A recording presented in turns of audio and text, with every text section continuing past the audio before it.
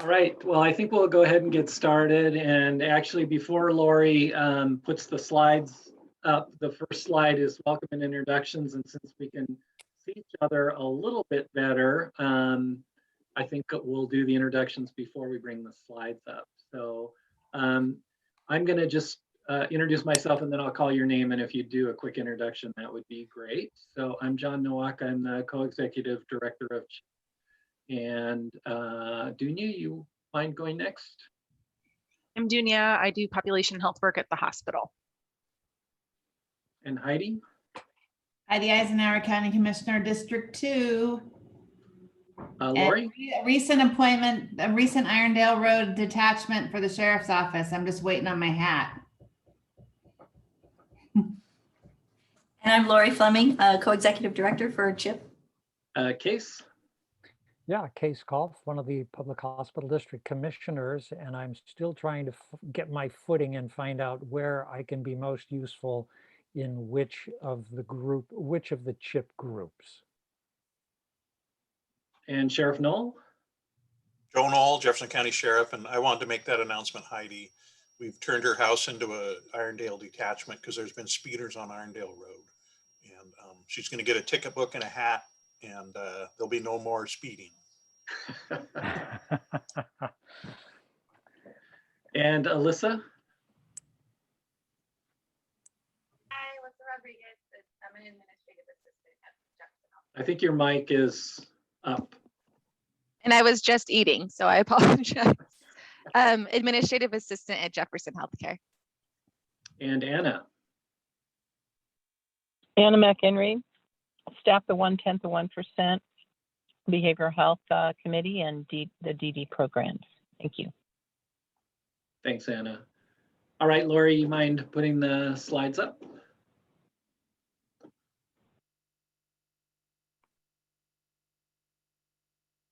So welcome, everyone. Here is the agenda for today. Introductions, and then since we've done the introductions, maybe we could take just a couple minutes and have folks do any updates they want to do since our last meeting. Our primary focus today is going to be on working on the framework, the strategic framework for this group. I'm going to give you kind of an overview of the status of the framework right now, what it looks like. And then we asked Dunya to talk a little bit about the convening for seniors, the regional convening for seniors that took place last year, and then also how that might impact the framework that we're working on, and just her general thoughts also about the framework, since she has a pretty good knowledge of what's going on with the seniors in our community.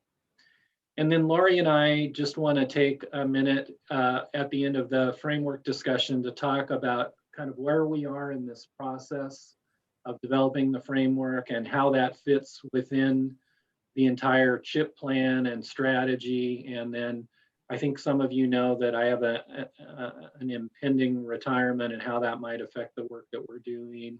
And then finally, kind of next meeting and what the next steps are. So any questions or additions to the agenda? I just wanted to make, you asked for updates, and I'd wanted to say I had a birthday on Monday and turned 65. So I am more in the age band that we're working on. And Wow, Joe, you and I are almost the exact, my birthday's in August, which is, really, yeah, and I'll be 65 in August. So we're within a few months of being the same age. yeah, I'm older though, so don't forget that. You This look, is Anna. Would you guys you look better preserved. rather Though. be called? Oh, sorry. Sorry, this is Anna. I just wanted to ask, would you rather be called elder or senior? The group decided to call themselves the Senior Age Band.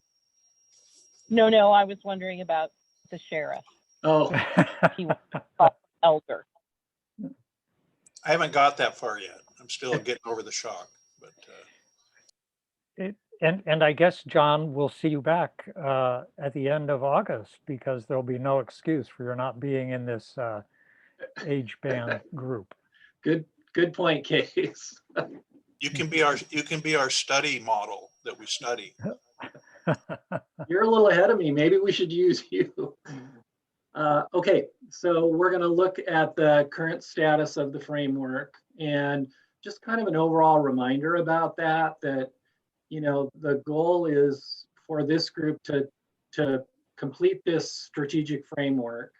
And then it will be incorporated in the CHIP plan. And our goal is to try to have as much of that done by August. So that's kind of the time frame that we're on. We're going to talk about that in a little more extensively at the end of the meeting, but just to know there's some sense of urgency to try to finish this in the next few months. So this is where we are. Lori and I kind of take the notes from these meetings and translate it into the strategic framework model that we have. And so what we have now is 2 pages. We have goal 1, which is determine and address gaps in the current system to support aging, to support county seniors aging well. And the first objective is to understand the current environment for available services for seniors. And strategy 1A under that is to create a resource map. And strategy B is to explore and identify what a community that's aging well looks like. And then Lori, I'm gonna drop down to the next page. And the second objective is to develop and improve the delivery of services like housing, transportation, dementia care, and mental health services.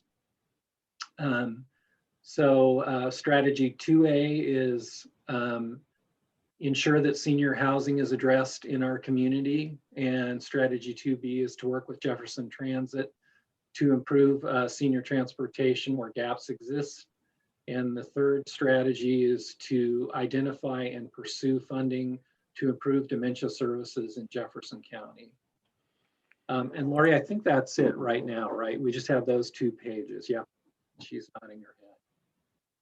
So the work of, you know, we will probably have 3 more meetings. The work of those meetings will be to really refine that framework, to make any additions that we need to make. And I think probably this meeting today, good strategy is to look at goals and at that level, at the goal and strategy level, and make sure we're kind of in the ballpark. And then I really, by the next meeting, would like to start drilling down to the level where we're starting to look at what are the activities that are going to make those goals and strategies happen. So that's kind of the work that's before us. And at this point, I'll kind of step back and Lori, maybe you could throw the framework back up and we can talk through any feedback that folks have on the work that's done so far.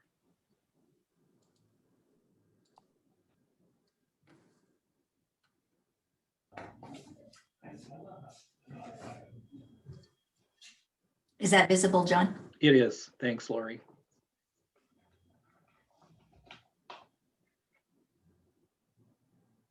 I have a general. I know you're on the phone. Are you able to see that, or? I can bring it up on my phone.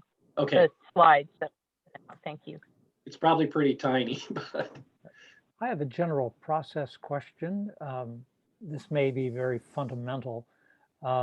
We're hoping to finish some kind of document by the end of August.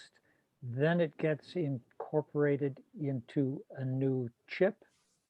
When will that be adopted? And then these activities will actually begin. So we're listing activities that we are recommending to be undertaken as part of the new CHIP. That you got it exactly right. And I'll just give a little more detail about that, which is, you know, there were 2 components to the previous CHIP plan, and our plan is to continue that process. There's kind of a narrative discussion which outlines the community and the history of CHIP and gives you some background information. And then the second component is the actual strategic frameworks. For last time it was for the health priorities of our community, and this time it will be for the age bands. And Lori and I are actually working on redrafting the narrative part of the CHIP plan at this point. And these teams are doing the work on developing the frameworks. And then that completed plan with frameworks will be presented to the joint boards. I'm hoping that happens in August before I go, but if it doesn't, probably pretty soon after that, the joint boards will approve that. And then what we did last time and what Lori and I are anticipating doing this time is that after that's approved, we will ask members of this group if they are willing to participate in this work moving forward. And we'll also ask who we might want to add to help make that work be more robust. And then those groups will meet moving forward to try to make sure as many of those activities happen as possible. Great, thanks. In case, I think one of the lessons that we learned last time is, well, a couple. One is not to put so many things in the entire kitchen sink, so that we actually have hope of making as many of those things happen as possible. But also, I think we've learned that once you put a plan together like this, there is an opportunity to go out and find funding for some of those things. And I think that's something that those groups might do moving forward, is look for potential funding for some of the activities that are within the plan. And some of those things won't require funding. Some of those things can just be implemented moving forward. Good, thank you. So just, I don't know where the appropriate time to insert this is, but it seems like a slightly harmonic convergence with the release on Monday of the guidance around the federal rescue funding. So the county commissioners next week are going to start getting into the weeds with our projected funding that's going to come to Jefferson County. It looks like we're going to get $6.234 million from the America Rescue Plan, and then potentially up to $2 million more as part of the public lands. Counties with large percentages of public lands are getting a little bump in rescue funding. And I just thought I would share that they've outlined 4 focuses for this funding. The first one is to support urgent COVID-19 response. I'm gonna shorten these. The second one is to replace lost sector revenue to strengthen support for vital services. The third is to support economic stabilization for households and businesses. And the fifth is to address systemic public health and economic challenges. So it feels like there might be a good timing nexus around the work that we're doing with the CHIP work groups and trying to direct some of the funding that we're going to get into, housing issues for seniors, or, other basic needs for seniors, or other things that this group could identify that are gaps right now for this age band. And so I just wanted to wave that big fat flag early in the meeting, and then also say I got my first piece of AARP mailing yesterday. So I turned 50 2 weeks ago, and I am, in case you won't believe this, but I'm creeping into the age band. Case and I have known each other a long time, so I did not have gray hair when Case met me. Heidi, Welcome, Heidi.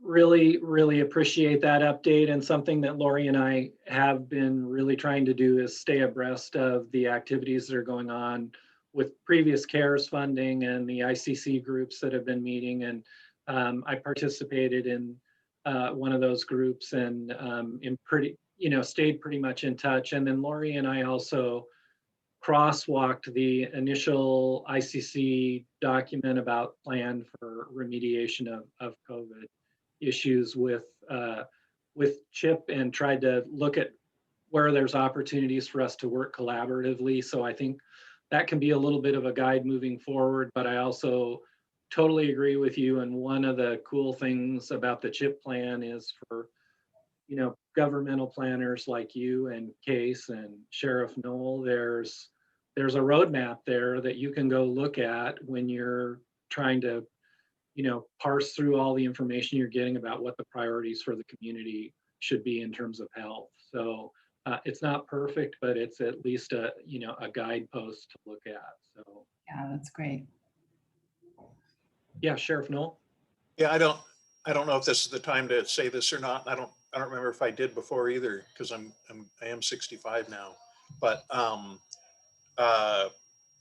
you know, we have our new navigator too, and one thing we wanted to do was use that resource for senior people as well and problems they may face and whatnot. So as I'm thinking here with, you know, the strategies and the activities and stuff, just something to keep in mind where we might be able to plug that in somewhere if even possible. But wanted to say that before I forgot about it. It's easier for us old guys to forget stuff like that.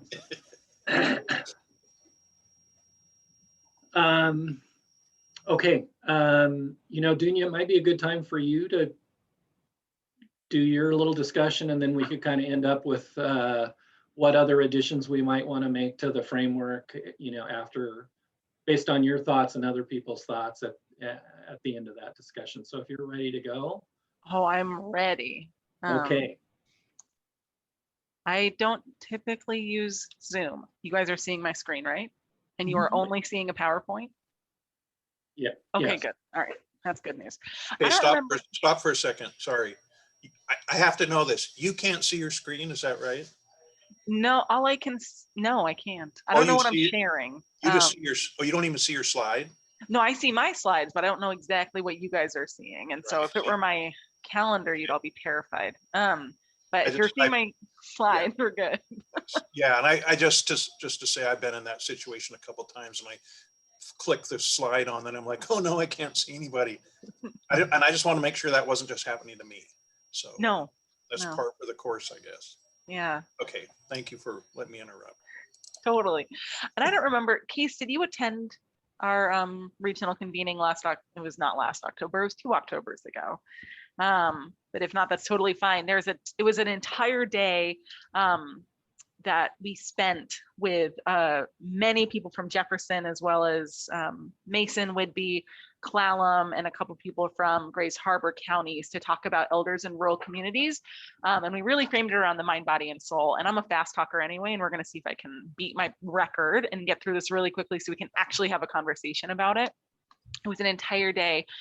Everyone came in with a packet of information that was very specific to where they were from. They had information from the other counties as well, but this was our community profile that we handed out to everyone, specifically from Jefferson. It had current population, our median age, which was 57. It had population in 2000 and 2017, life expectancy at birth, and then really focused on the age distribution. And this was interesting because the age distributions across the different counties that were present looked very, very different. And I just showed you the most stark difference here. And so this was Jefferson County 2017 age distribution. You can see it's very top heavy, right? That means that we have an older community. Here's Grays Harbor from the same year, and it is much more equal up and down. So they don't have sort of this top heavy piece to it.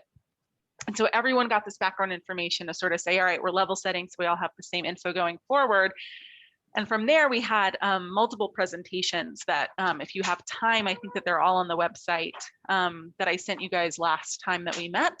But I just pulled out a few slides from the ones that I thought were really, really relevant around fire rescue. And we don't have anyone from fire rescue on here, but they were integral into this this convening. It was awesome to have them present. These are 2 slides from East Jefferson. And so this was Chief Olkowski, whenever he was still here, he presented. And what he was looking at was EJFR incident count in 2018 based on patient age. And as you can see, the majority of their phone calls came from the older individuals. He went through a number of sort of case studies of the reasons that he was getting called. He tried to frame it around the mind, body, and soul component, and really talked about the fact that he would often get calls at 2 a.m. because people were lonely, or they heard a noise and they got very scared because they were isolated, especially in this older age band. Talked about the use of emergency resources for that purpose. Whenever someone calls 911, if it's not something to do with criminal activity, which is whenever Sheriff Knowles folks go out, then it just gets bumped to EMS, and they always go out. And often he said that he would go and he'd make someone a sandwich at 3 a.m. That was lonely and hungry. And so thinking about sort of the isolation piece was a huge component of this convening. Here was one of his case studies, which was an 81-year-old female who had been recently widowed after 63 years of marriage. She's living alone. All family members are out of state. She has reduced mobility. And in this very specific time frame, she accessed 911 17 times. They had to go out 17 times. And I want to say that was in maybe a 12-month period. And so it's more than once a month that this woman was calling 911 for reasons that were not what the system was intended for. He also talked about a number of future opportunities, which I'm hoping we can sort of use as conversation starter for our strategic framework, but improving access to social services by coalition building, accessing services without having to call 911 as entry into a system, implementing community risk reduction programs. And then he talked a lot about sort of this community paramedicine piece, which we had talked about as a county at the end of the day, where the everyone from the county who came, and they represented a number of agencies as well as quite a few individuals from the community who were, we use the term elder, but senior, were really interested in this idea of a community paramedicine program that would sort of, that would allow a different avenue for people to get to social services, or it would allow people who call 911 regularly to be redirected into the appropriate channels. And so they weren't calling 911. So maybe they call it 5 times, and then people keep coming out and saying, hey, you don't need to use 911 for this. This is how you access this resource. Olympic Ambulance was one of the other presenters, and Joey Rodriguez from that group, who's phenomenal. If you guys have not, oh, and his wife is on the phone. So he's awesome. Everyone loves Joey. He presented on Olympic Ambulance's perspective, and they are based out of Sequim, right? So they see a little bit more of the North Olympic Peninsula than East Jefferson Fire Rescue do. But the numbers that he presented look very similar in terms of distribution. And so really call volume by age, this was 2019, so his numbers were a little bit more up to date than Chief Wachowski's were, but really it lands in this over 65. Those are the people that are accessing our emergency services. The underlying patterns that Olympic were seeing were very similar. Gait, strength, balance, and general mobility, household risk factors. So they would go into a home and they would see things that were quite risky. They would often fix them. So he had pictures of him and his staff reinstalling smoke alarms and helping people set up mobility bars. Like these are EMS people that have gone to paramedic school that are getting called out over and over again. And so they're just sort of taking this on themselves to help support that community. There's not a lot of education or understanding about the available resources. And I think one of the things that we have on our current dashboard, our current strategic framework that Lori put up addresses this, which is awesome. There's a huge impact of loss of family and loved ones. I wonder, we talked about this the last time, which I haven't seen it updated on the current strategic framework. So I want to bring it up again, which is how has COVID potentially made this worse in terms of the isolation that we are seeing in our community.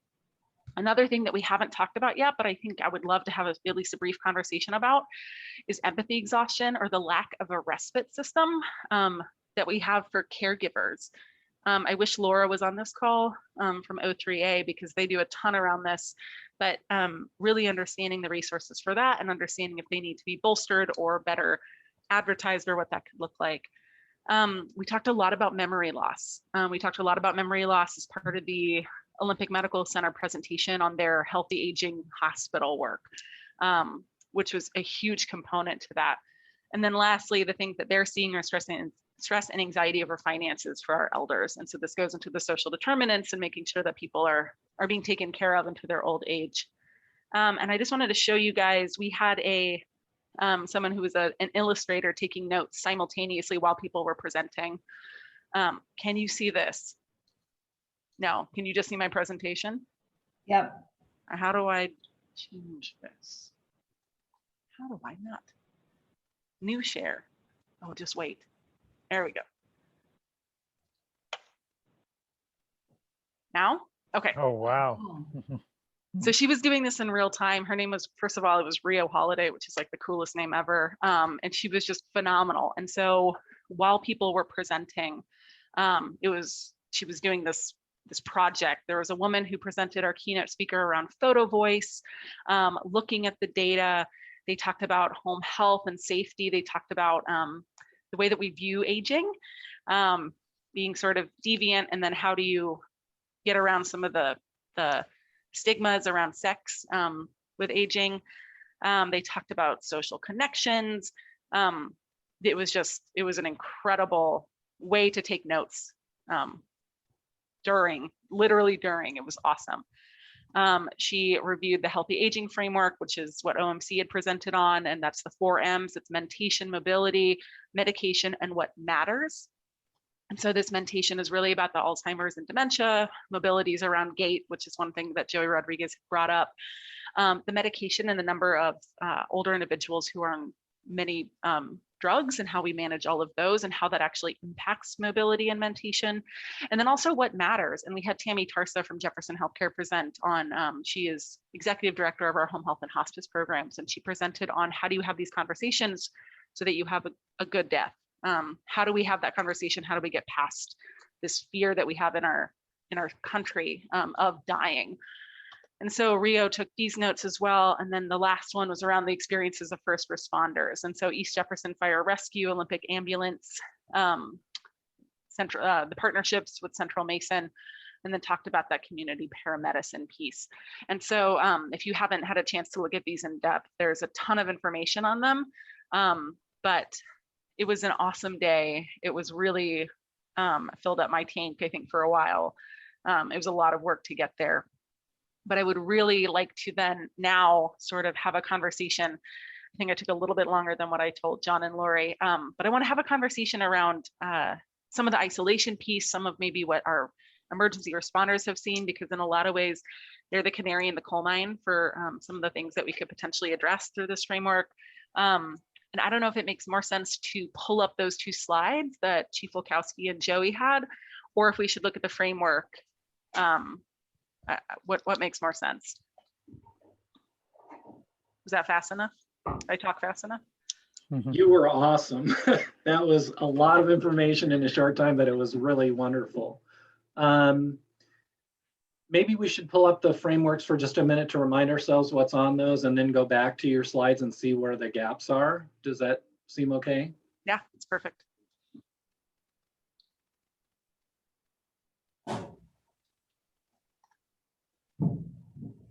So Dunya, it might be good for you to at least call out those things that you notice as gaps while these are up, and then we can, when we switch, we can also get anything else. So I think the resource map is one thing that had been identified as a need. And so I think that that's a great thing to include. The age-friendly communities, I do wonder, it's so broad, it might cover a lot of the gaps. One of the gaps that I had mentioned was sort of around the isolation piece. I don't know if that falls into an age-friendly community, or what we could talk about in regards to sort of not being isolated. I mean, I think that's important enough that we might want to make that strategy 1C, you know? Mm-hmm. And then also the respite piece. I don't know if there's anything on here yet that sort of addresses respite, which is, it's very important to the community around our seniors. Well, I also wonder if when you look at the metrics under strategy 2C, whoops, let's see, are we on that? I think we changed pages We here. switched pages, yeah. Yeah, under metric 1B, the metrics are really going to be the drivers for the activities. So I wonder if that's where 3 identified issues couldn't be turned into metrics, like percentage of elderly folks who experience isolation, percentage of of caregivers who get respite support, et cetera, et cetera. A number of calls to EMS and or ambulance that are that could be handled by other entities providing social service or what have you. Because that isn't that where the rubber hits the road on an age-friendly community. Yeah, I don't know. Is age-friendly community, is it a thing? Is it like a package, like a blue zone that we would, is it an already developed framework that already has attached metrics, or are we coining this? John, do you know? No, Lori, as sorry. I was updating the framework last time, that was a phrase that got put out there at the last meeting, and I sort of put it in as a placeholder, but it's absolutely not got a lot of depth behind it. I just wanted to make sure we captured the words that you used so that we would bring up the social isolation. Yeah, that. It's the program that we're designing. We will be the future blue zone for elder or senior age band. But we could sort of avoid the lingo by saying something like develop a community that supports the primary needs of elders. And then what are the 3 metrics that we use to measure that?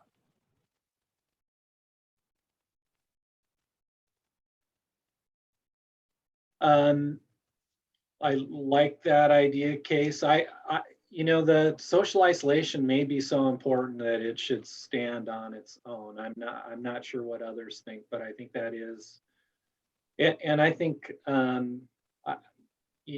you struck a note with me because my mother-in-law has had a pretty significant decline during COVID as a result of basically of just being isolated and not having any social interaction. And her, mentation is a lot worse. Her ability to carry on her activities of daily living is significantly worse, and her motivation just to do anything. Those have all really suffered in the last year. And I think it's just a bellwether for people who are socially, it's the same thing for people who don't, not in COVID world, but suffer from that social isolation. So for me, it's a pretty important thing. They say social isolation is as bad for you as smoking. It's terrible for your health. Yeah, good. Well, let's do that. Make that strategy 1C. But then we still have 1B to deal with until we have metrics that define that category. It's not just holding space.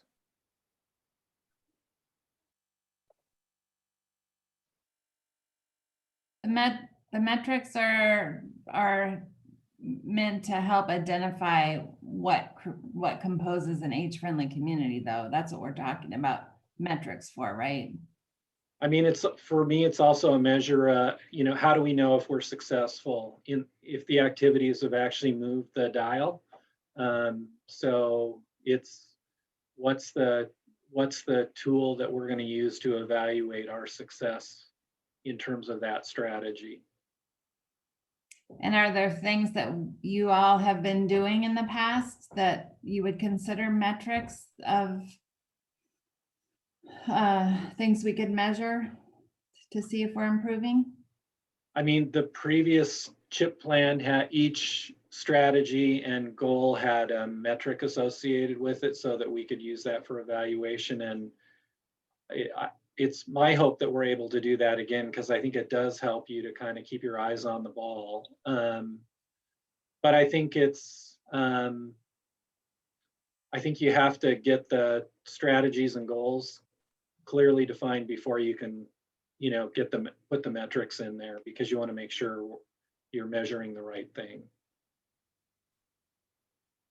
Dunya, there's one other topic that was definitely in, a major item in your list that is not on here, but it may be at the activity level, and that's the community paramedicine work.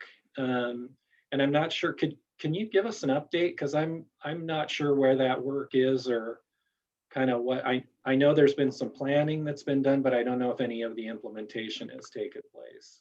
none of the implementation has taken place. And so this was a project that we wanted to combine essentially a separate rig that does transports for Jefferson Healthcare with East Jefferson Fire Rescue, and have a health navigator, community health worker sort of ride along to pre-schedule people's homes that are regular users of our 911 system.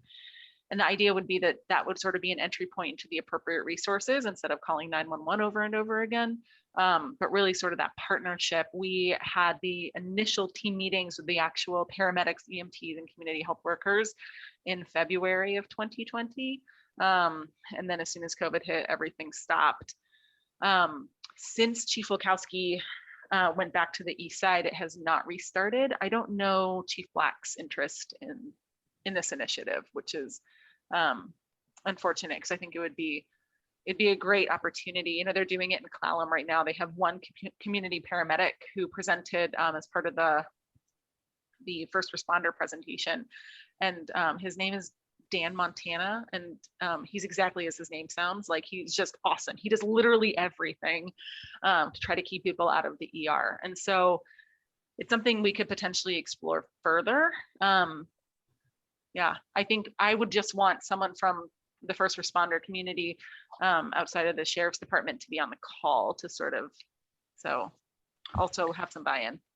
Yeah, I actually made a note that maybe we should consider adding someone from the fire and rescue community to this group, given the information that you presented. So that's on my to-do list for the next meeting, to see if Chief Black or someone else from the fire and rescue community would be willing to participate.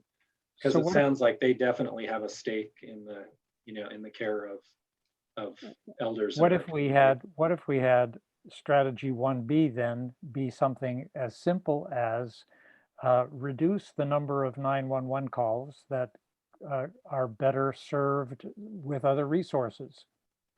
And then your metric is the metrics that that you showed, you know, that they're already keeping. And then make strategy 1C reduce isolation that's experienced by seniors, or some wording thereof. And then you have another very simple one metric, which is how many seniors are either served, or how many seniors experience, you know, isolation. Keep it real Do you simple. know if the social isolation question is on the Burfus survey? That's a great question. I'm not sure. I think Okay. O3A asks it, and I know that O3A's OCH project for this year is focused around doing more of a community assessment of isolation in seniors. And so they're working on this actively now. And then our primary care clinics partnered with the University of Washington to pilot a social isolation screener tool for elders that walked in through our doors, that we could start to screen them for isolation as well. And so I think that there are data sources, John, that we could totally tap into for this. That would be great. So can I get kind of a general thumbs up, thumb sideways, thumb down on Case's idea of focusing on, you know, senior use of 911 as 1B and social isolation as 1C? Anna on the phone says yes. Okay. I think I'm seeing mainly thumbs up. So that's a change that Lori and I can make to the framework before the next meeting. Another thing might be to change the objective too, because it's not only understanding current, but if we're going to fold in those strategies underneath that objective, we probably just- Okay, good, Yeah. thanks. Yeah. Lori, can you go to the second page? We'll just look at that for a second before we flip back to Dunya's list from the convening. Well, yeah, it almost seems to me that, and I don't know if that's the list you're talking about, but, and I took a picture of it, but the underlying patterns that we're seeing, I don't know if that's, but it seemed that all those things were things that we should work on, which I can't show a picture of it, but. Are you folks seeing the second page of the framework? Okay. Yes. And Joe, just to make sure I understood, you were saying there were some other things you saw. Yeah, and I don't think it'll work if I just hold it up like this, but it was a list of, it was from her presentation that when I looked at that, I thought, oh, those are all things that need to be worked on. And it was underlying patterns that we're seeing.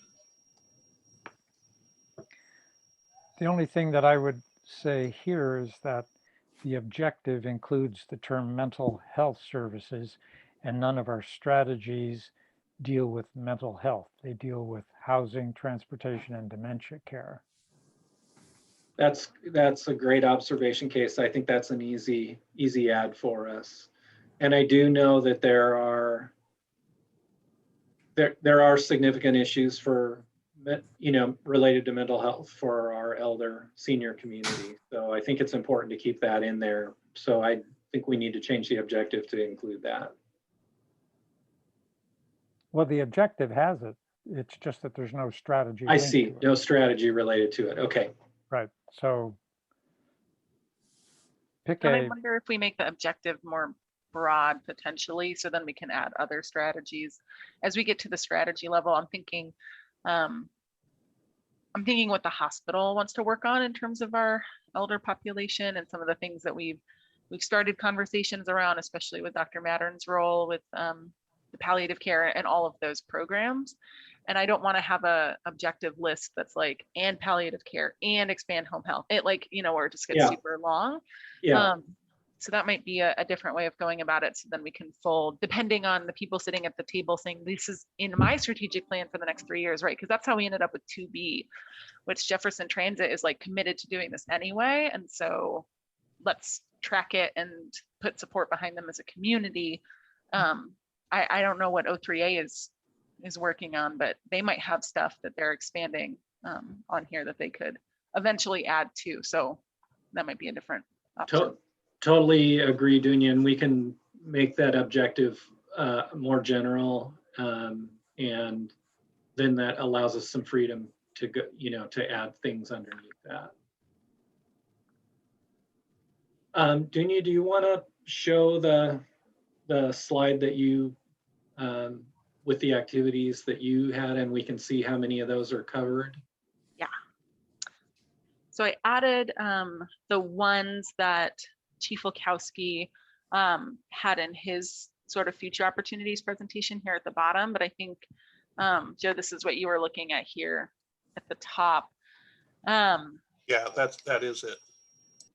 So I think this one is taken care of, right? We're doing communication about available resources. We've talked a little bit about the respite piece. We are, this depression and isolation is something that we're going to, first of all, put the isolation in the first page, and then maybe the depression comes into the mental health resources piece to it in the second. We do have some things about sort of the dementia. There's a pretty, to be honest, whenever I was putting all of this together and people got my phone number, which was very dangerous, the number of people that are working on dementia and other memory loss issues in our community is super broad. There's a ton of resources about it. There's an entire task force at the state, DOH, who are very involved in this, and they came out and they wanted to present. And so there's a lot of movement already that we could capitalize on, and there's a fair number of the majority of community members who are representing the elder community had been touched by this in some way or another. Typically, they were caregivers of their partner who had some kind of memory loss issue. So we could talk maybe a little bit more about that, or maybe we're good with just sort of the funding for more programs around dementia, which is totally fine. Dunya, can I just add, I just had a thought as you were saying, maybe one of the things we can do, which I think is covered, is make sure people have a better idea about all those, if there are a lot of services, make sure that people know what those services that are available are. Yeah, definitely. So. that also leads me back to the objective had said something about developing a plan. And if there already are lots of plans, let's not pretend that we're going to try to reinvent the wheel. And maybe it is support plans that strengthen senior services or whatever. Yeah, there's a Yeah. there's an entire state like roadmap for dementia that's many pages long that they want to do as a statewide initiative that I don't know if people are actually even tracking that locally. But it could be something that we could look at for making sure that the folks that are working on this are looped into that community. And then the other thing that I see on here that we have not addressed is the issue of finances. And I do believe that that is an enormous stress. The number of people who are going bankrupt because of their finances, it's not just stress and anxiety, it's the reality. So Yeah, and I also think the gait strength, balance, mobility is not anywhere in there. And I do think that is a really, I mean, one of my personal goals for this work would be to keep people independent as long as possible. And that's a huge part of that. So yeah, why don't we see if we can weave those two in, Lori and I and Alyssa, and I think most, well, you guys let me know. I think most of the rest, we at least have something in there to address those. If we put the community paramedicine or something like that in it. That's one thing I know that this is making me think more about stuff, but whether how big it is, I don't know. But like the, you know, we've had an uptick in seniors wandering and having search and rescue calls. So that, I mean, that is an issue that's becoming more prominent. And we do have a thing called Project Lifesaver. It's a device that goes on someone that wanders, and then we can track them. Yeah, I'm just trying to think of, anyway, it makes me think of that. To me would be something that we want to make sure we don't forget about. All right, just in the sake of time, I think, Dunya, I think we're pretty close. Is there anything that you feel like is a big miss, swing and a miss at this point, or you think we're covering most of those things that you felt like came out of the regional convening? Yeah, I think we're doing, this feels good. It feels concrete. I'm always worried like that we're going to do everything because we get real excited in these chip groups. So, and I'm highly to blame for that as well. So, but no, I think that sounds good to me. What about things like fraud and driving? And I mean, is this primarily, I mean, would that be considered as part of that, or is this primarily? No, I think you've brought that up before, Sheriff Knoll, and I think it is kind of an important one. So we'll try to weave that one in there too, because and that may go in that financial piece. Maybe it's a activity underneath that, but it's definitely, I know that's an issue for people in our community. Yeah. When I saw that bullet, that's what I thought of. When I saw the stress and anxiety over money, that's the thing I thought of is people being taken advantage of. Taken advantage of, yeah. Yeah. And that's something we've talked about at behavioral health, isn't it, Anna? Right. I was going to say, though, that financial exploitation is an issue with a lot of vulnerable populations. And it's a pretty big issue, not just for elderly, but for vulnerable people. So I'd love to see that on there. Thank you. Well, and it's funny now that we're talking about this, but anyway, the thoughts, but we've had people that have actually been exploited that don't care because they were lonely and they enjoyed having someone to talk to. Right. And if they paid them something, they'd call them back. So, yeah. We had someone recently who was a person with an intellectual disability that ended up giving away like $8,000 to somebody online over a long period of time that she thought was her boyfriend. Yeah, very sad. All right, Lori, do you mind putting the slides back up for a minute? We'll talk about next, about kind of future of where we're going with this. So this is kind of, we talked a little bit about the timeline. So basically, we're hoping to be done by August, and then sometime after that, we would present to the joint boards. We'd get any feedback and hope for final approval. And then, as I mentioned, what we would like to do at the end of that is reconstitute this group and make any additions that we need to do.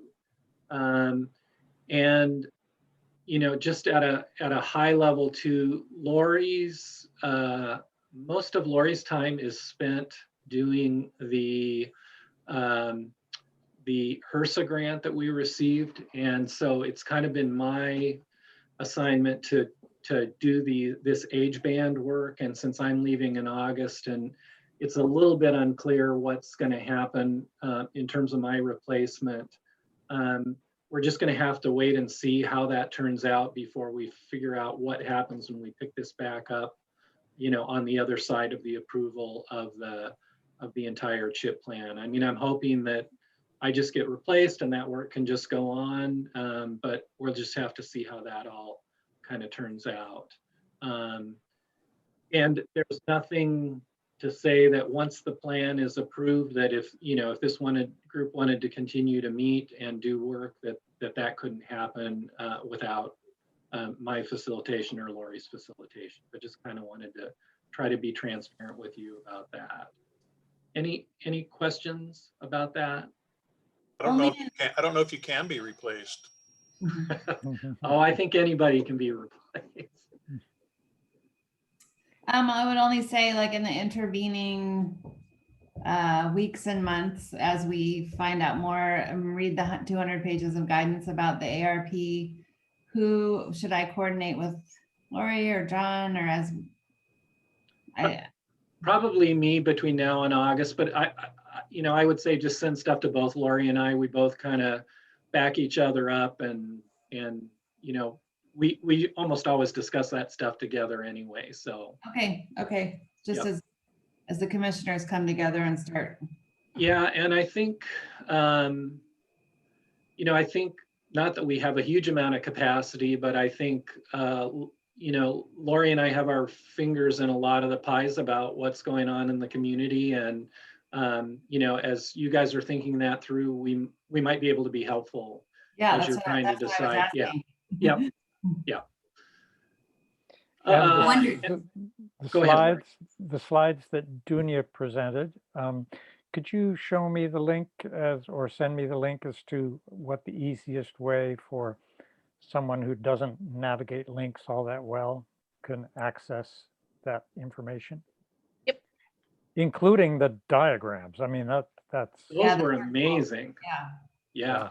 Maybe she could mail it to you. You know, could you just email it? I'm just kidding. Yeah, thank you, John or Joe. we can use the presentation that you made, Dunya, and put that up in connection with the notes on this meeting.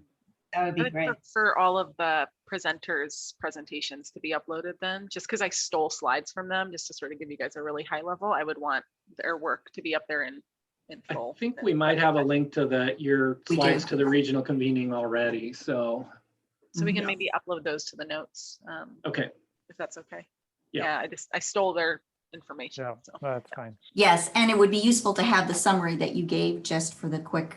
They'll have both of them, your summary and the. How Okay. often do they have those regional convenings? Is that something that always happens, or? No, I applied in one of those ideas that I had where I applied and I won a spot essentially that was being funded by the National Center for Complex Health and Social Needs, which is part of the Camden Coalition out of the East Coast. And so they said, all right, here's a very small amount of money, do something with it. And we were one of the inaugural groups to do it. And so we had like 100 or 120 people show up, which was pretty cool. And then we got to go to their national conference and have a table, which was super fun. Dr. Parker and I went and we had dioramas.